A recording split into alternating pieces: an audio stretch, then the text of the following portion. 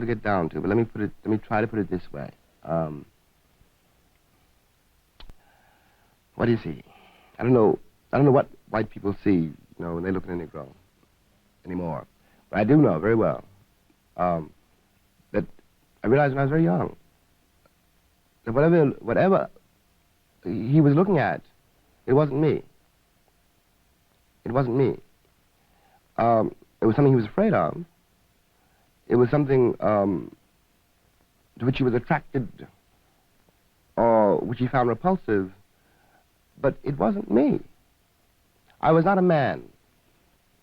Now, this image, I don't know what this image is, but it has something to do. It has something to do, I'm convinced of this, with the Puritan God.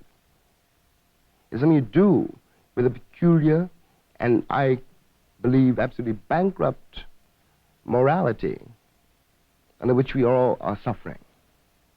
The one person who was outside this constriction in fact and historically and in life was this pagan, this black pagan.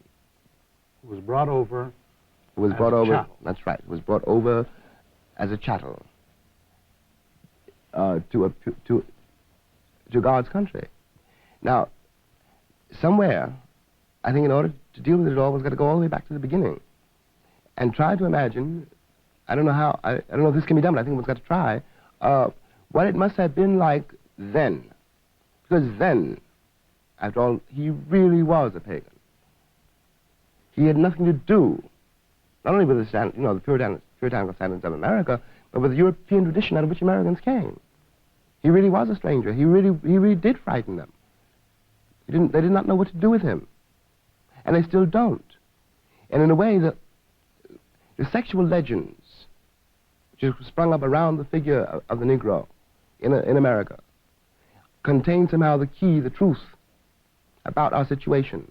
It is still true that the question which ends the argument, stops the argument, is would you let your sister marry one?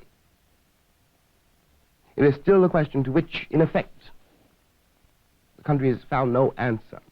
Do you think that there is this pretense? The thing that impresses me while I try to understand the problem of the relationship of white and Negro in the United States, which seems to me a very crucial problem indeed, is the earnest desire of what I can only call Christian-thinking Americans to remedy this terrible, enduring wrong, to find some way to make expiation, to find some way to give the Negro equality as a citizen of that country. Surely this is the real significance, for example, behind this whole struggle for integration. I quite agree with that. I quite agree with that. But in order for this to be achieved, there is one thing which has to be done which is not being done.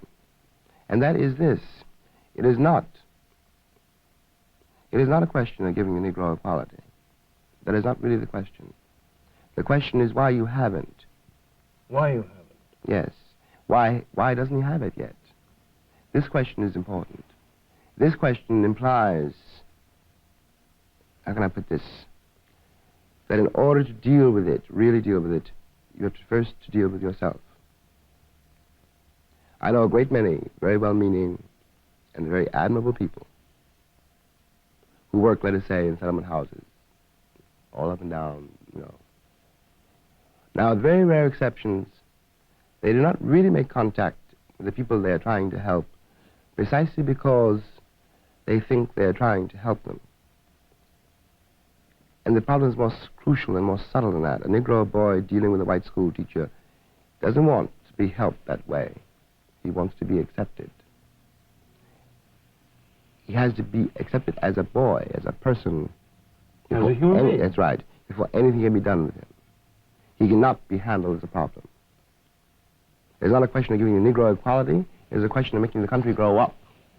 Does that make sense to you? Yeah, but do I draw the conclusion from this fairly, that what you're saying is that in some peculiar way, there is a need on the part of the American to feel, the white American, to feel that the Negro American is a dependent, that there is a need to put the American Negro in a place apart?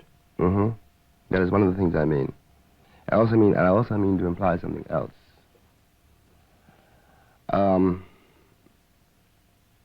Let me put it personally. It's the safest way to put it. There is something in me, for example, sometimes, and certainly when I was much younger, which resented the assumption on which all these things are based. It assumes that you have something I want. It somehow assumes that I have not been to your wedding and haven't made my own judgments about the marriage. What makes you think, after all? I've often felt like saying that I want to get into the white man's world. Look at it. But you are part of that world. Oh, of course.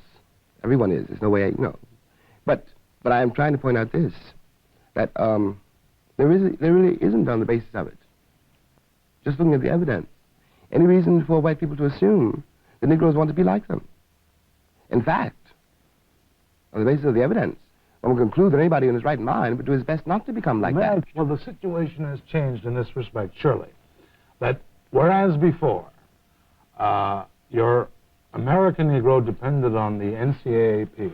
NAACP. I'm sorry, NAACP, to conduct legal battles for him on a very small level. And that's much more complex than that.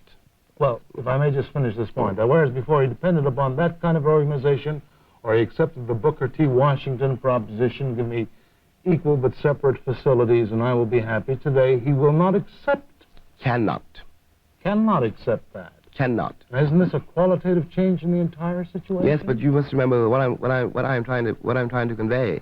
Because I'm not arguing that the situation has changed. I'm not even arguing, that progress has been made. I'm not questioning the goodwill, of the people who are doing it or helping to do it. This is not the question. What I'm trying to get at is this. All right, that's true.